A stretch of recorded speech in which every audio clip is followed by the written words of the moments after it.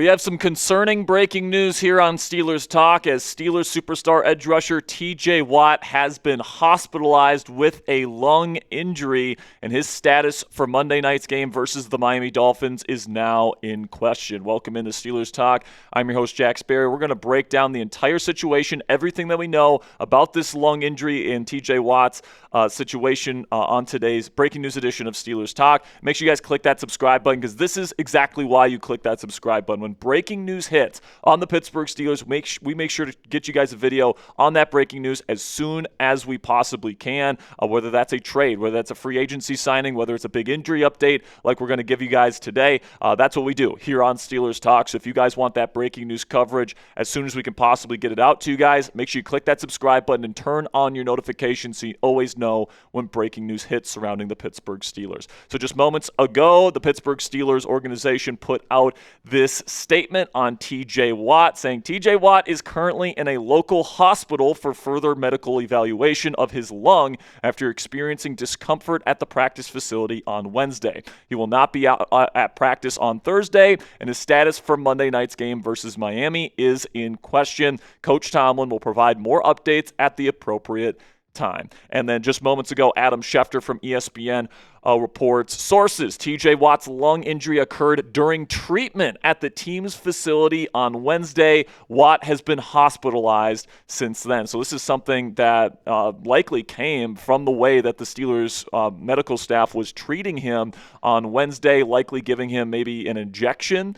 to his rib area, and it might have punctured his lung. That's just speculation at this point, but what we know is that this injury occurred during treatment at the team's facility on Wednesday at this point. And the first thing I got to say before we get into and what this means for the football team and for the season and all that stuff is that, we got to put our prayers in the direction of TJ Watt right now. Obviously, when we're talking about lungs and all this different stuff, that can be very, very scary and all that different stuff. And TJ, is still so young, just 31 years old. He's a father. He's got a wife, all these different things. So, of course, all of that comes before football, okay? And, he did just sign a massive contract extension this offseason, and he's slated to be a Pittsburgh Steeler for the next 3 years, and we're certainly hoping that he can, continue to play and continue to play at a high level, even though this year hasn't been his normal, dominant self, I would still say he's a really good player. I don't know if he's a truly special player anymore, but with that $41+ million per season price tag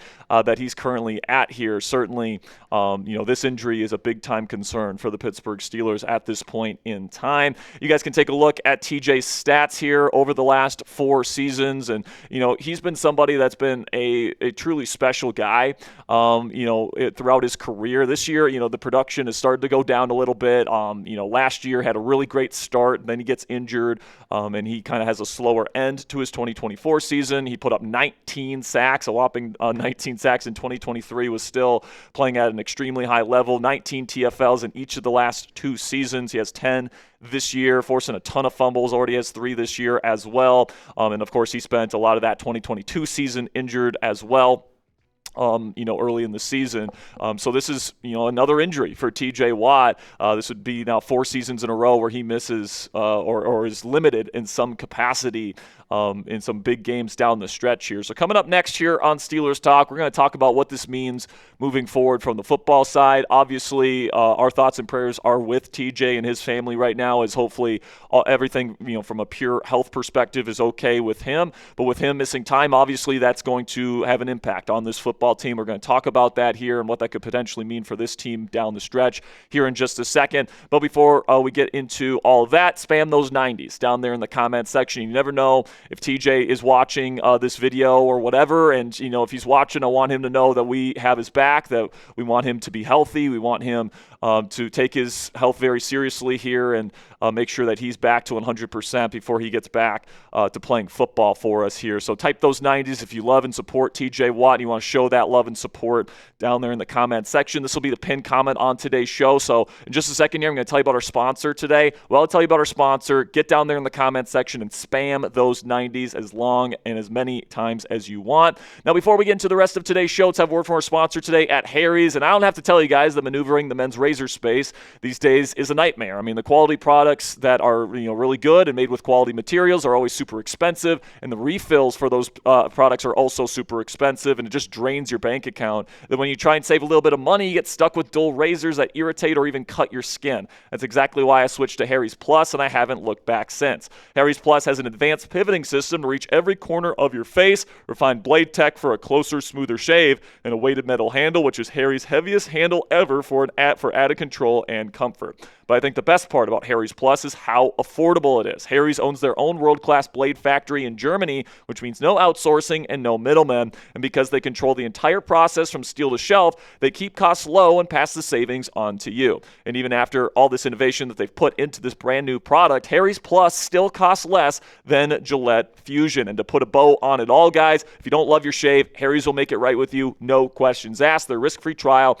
means there's zero downside to giving them a shot. And just to show you guys I actually use and love Harry's Plus, I brought my Harry's Plus razor with me today. I also use their whole line of shaving products. They got great smelling shave gel and post-shave balm that I use every single time I shave my face. And I can't recommend this company more to you guys, and we're super excited to be partnering with Harry's here on Steelers Talk. So for a limited time only, our listeners can get the Harry's Plus trial set for only $10 at harrys.com/chat. This set includes the all-new Harry's Plus razor, which I just showed you guys, one refined 5-blade cartridge, a 2-ounce foaming shave gel, and a travel cover to protect your blades on the go. Just head on over to harrys.com/chat to claim this offer, and after your purchase, they'll ask where you heard about them. Please support our show and tell them that we sent you. And a big thank you to Harry's for sponsoring today's edition of Steelers Talk.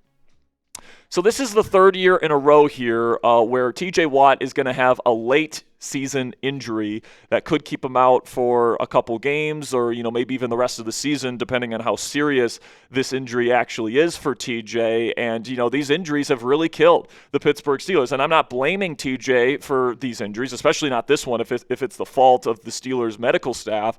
But in 2023, he had that MCL sprain in the season finale against the Ravens, ends up missing the playoff game, and they lose that playoff game, right? Then in 2024, has that ankle sprain versus the Eagles. He continues to play through it for the rest of the season, but he's not nearly the same level of player, and the Steelers lose the rest of the games of the season, in large part because of that injury and the impact it had on the defense. So that's what, 0-5 now that we're tallying up how bad this team has been with TJ Watt injured. And then when you account for 2022 as well, I mean, this team had a 3-7 start to the season when TJ Watt was injured for a large portion of the first half of the year. Then TJ Watt comes back and they roar back in the second half of the season and they get to 9-8. So that just shows you the impact that TJ Watt and him being at the height of his powers has on this football team. This team does not win football games without TJ Watt, guys. He is a huge impact on this team. Now, I will say he hasn't maybe been as big of an impact player for this defense as he has been in years past, so maybe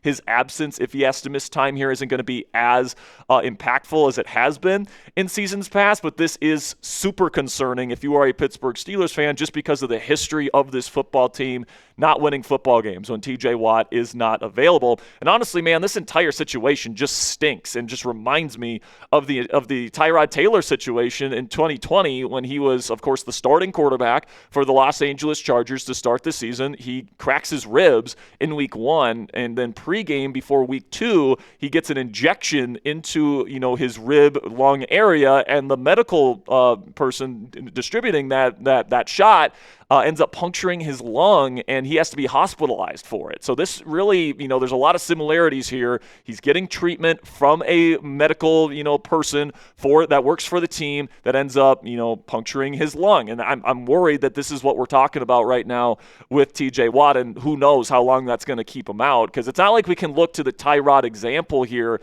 and say this is exactly how many weeks he's going to be out, because Tyrod was just benched because Justin Herbert came in and played well. So, Tyrod, I don't even know how long this would keep TJ Watt out if it is a punctured lung. Obviously, the first thing he needs to take care of is that he's healthy, and, we don't want him to take any undue health risks by playing down the stretch. But, this could just be the beginning of a pretty nasty saga here where, Tyrod obviously lost his starting opportunity in LA that season. He ends up suing the Los Angeles Chargers doctor for malpractice for millions of dollars, all right, because obviously he missed out on an opportunity to be a starting quarterback in this league, and he's still kind of subjugated to backup duties ever since that moment. So, could we see TJ Watt potentially sue the Pittsburgh Steelers, doctor here that administered this shot if this is actually what we think it is, which is it could be a punctured lung that could keep him out here for the end of the 2025 season. Now, if there is a silver lining to this situation, guys, it is that the Steelers are built to take on an edge rusher injury. We've seen that this year.